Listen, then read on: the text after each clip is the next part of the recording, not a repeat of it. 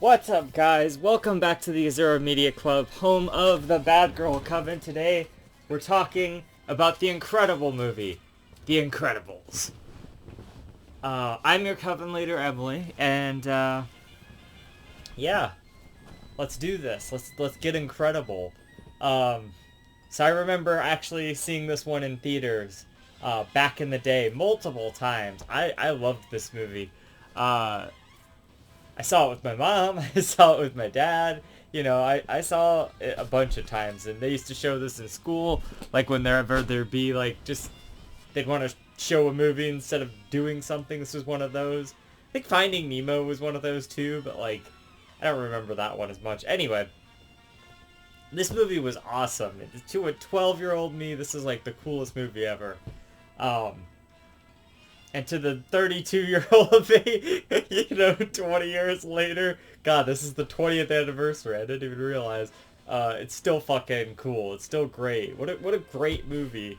And there's so much more detail there that I learned over the years. You know, I always thought it was a great movie. I'd put it on the side while I was like writing or editing and stuff, and just hanging out, playing video games. I'd put it on the side, I fucking loved this movie, for sure. So, but like one of the things that was kind of like a thing that I didn't realize as a kid was like this whole angle that he's like having an affair the whole time. That's like a whole kind of side plot with this Mirage lady. Like, it's not really happening necessarily, but that's kind of what it looks like to Helen.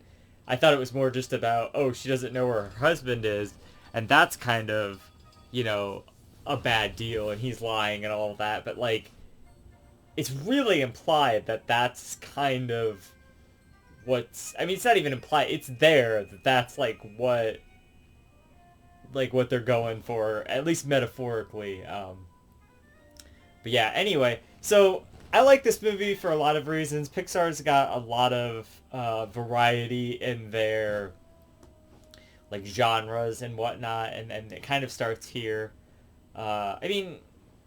Like the movies before this, they're all kind of, I don't want to say similar, but this feels definitely like a superhero movie done in the Pixar fashion, of course, but and by the fact that we didn't really have a lot of great superhero movies back then, other than like movies that I hadn't seen, like the Batman movies and stuff, and I mean, we were headed towards the newer Batman movies, but like those hadn't come out yet. To see such a good superhero movie done at the time, actually, I think like the first couple of Spider-Mans were out at this point, but so superhero was pretty hype again. You had like the Spider-Man movies. I think like the Fantastic Four movie had come out at this point. I can't really remember what year that was. Maybe both of them had. I don't know. I always thought those were pretty good too, but like definitely some hype superhero movies coming out around this time. So Incredibles is like Pixar's take on that. I know superheroes now are really overdone, and but back then it was like, man, this is some shit right here. This is the peak of, this is the shit, not some shit. It is the shit back then, so it's not so over bloated like it is nowadays.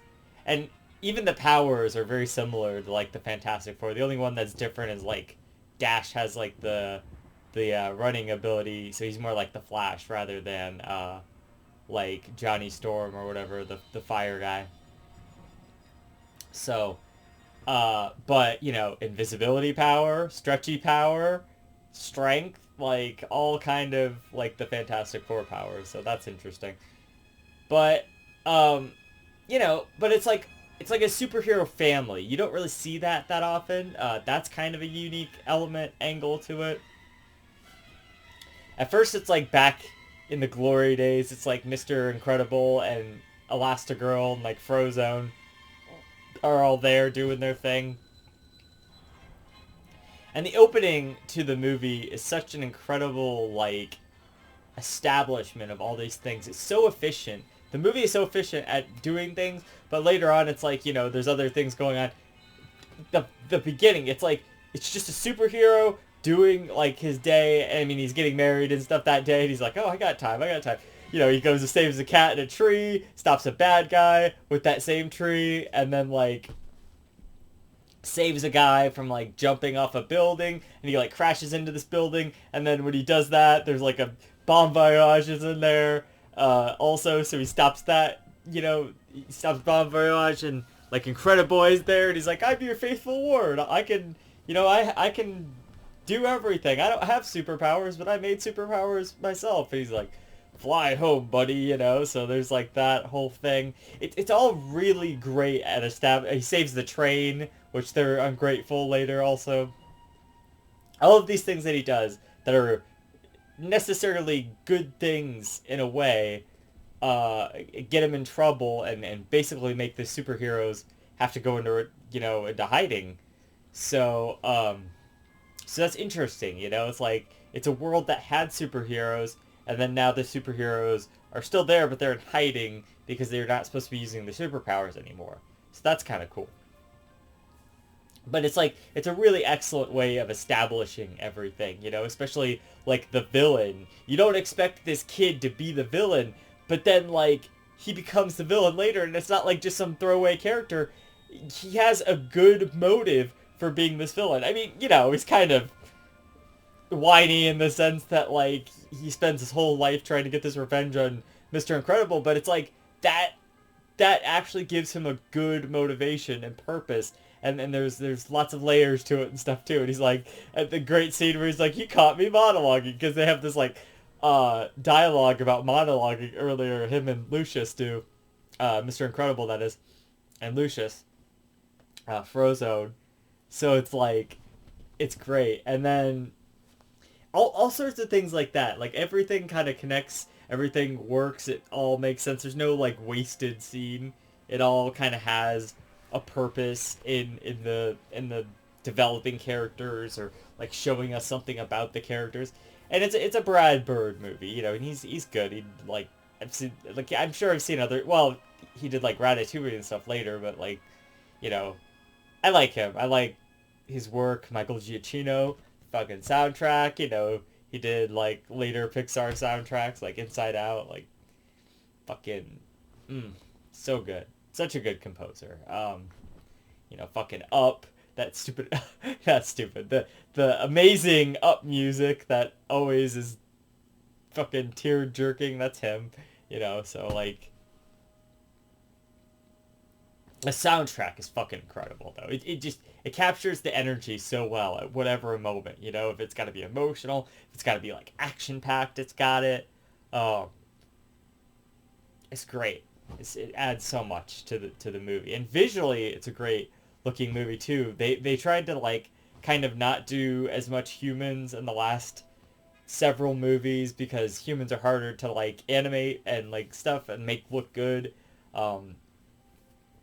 But this is the one where they're finally like, all right, we're going to do humans now, and we're going to make it look really good. And it did. And they have superpowers and stuff, so that's cool. You know, there's lots of cool effects and shots and action-y scenes with the superpowers and stuff, which is great.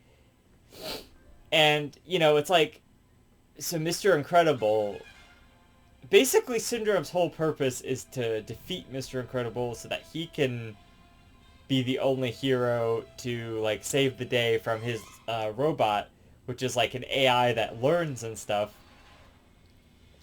But it's brilliant because like originally when Mr. Incredible is fighting the robot, it's learning and whatnot, and then later on in the scene in the city at the end there, which is an amazing fight, also it understands that Syndrome's like bracelet thing on his suit is like controlling it, so it takes that and like throws it away and whatever. So that's cool. And so that's like, it's trying to constantly destroy that, but people keep getting a hold of it, and that kind of is how it gets defeated in the end. And you know, like Mr. Incredible learns earlier that the only thing that can penetrate it is itself, so he like takes the arm and like shoots it through like a missile basically, with, but they all work together to make this thing you know, defeated. So it's about the family, you know, also. at first they're not really, like they're not supposed to be using their powers and all of that, but then like midway through the movie they start like doing that to thwart danger and stuff when they're on the island there. So that's cool. It's just cool to see them and all of them together using their powers, and like the action scenes are great and whatnot.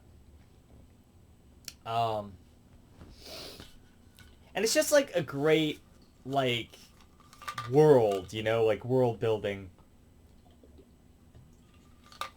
It's like this whole superhero with all this lore of like all these other superheroes who like died to Syndrome's robots, and then like Edna, of course, like a great character who makes all these suits, and she's like, no capes, and he's like, why can't I have a cape, like everyone had a cape, and she gives all these heroes that died because of these capes, and then it's like it's brilliant because that's what Syndrome, he's got a cape, and he dies by that cape in the end. So that's I don't know, it's just cool details like that like really make it make it a very cool movie, and just very very highly detailed. Like it's very well written. There's so many great lines in the movie. Lots of great like a little emotional bits, maybe not as much as like some of the previous movies, but there are a lot of good ones, like when it's always with the family, like when he thinks his family is like crashed because of the missiles or whatever, like they're dead basically, is like he gets really down there. And then later on, like there's a great scene in the city where she's like, why is it always you have to be alone? Why is it always just you? We can help. And he's like, I'm not strong enough. And she's like, this is like a test of strength for you. And he's like, I can't lose you guys again. And it's just like, oh, that's nice, Like he cares about his family. At first he's kind of absent-minded to his family, and I think that's kind of part of his arc growing over the course of the movie. But he's unhappy with his job, He's got like a dead-end job. He used to be a fucking superhero, and that's exciting and stuff, and now he like works insurance, and it's like he's trying to help people, but his boss keeps getting pissed at him, fucking young Sheldon, Professor, whatever, Rex guy, that guy. I kind of forgot that was him, but yeah, now that I'm thinking about it, that's him. Anyway, and it's cool because they're like doing superhero stuff in the like they disguise it as their bowling nights, him and Frozone, and then they're out there like doing little acts of goodness and whatnot. Like the crime is still out there, and the world still needs help. These superheroes can't help anymore, partially because most of them are dead at this point. But I